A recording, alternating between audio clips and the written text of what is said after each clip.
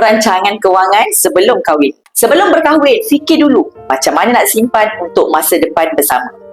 Bila baru kahwin, ramai pasangan fokus kepada rumah, kereta dan honeymoon. Tapi, benda yang paling penting iaitu sistem kewangan bersama. Duit kalau kita simpan dalam bank senang bocor. Habis untuk shopping, makan dan untuk benda-benda kecil mungkin kita rasa tak membazir. Tapi lama-kelamaan menyebabkan duit kita habis juga.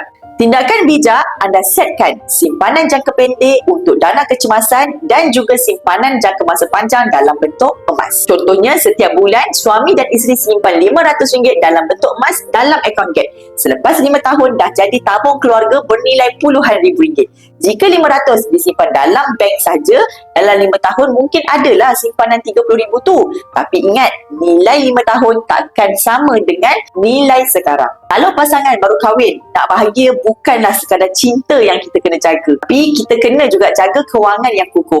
Mulakan simpanan emas hari ini, biar masa depan kita pasangan suami isteri lebih terjamin.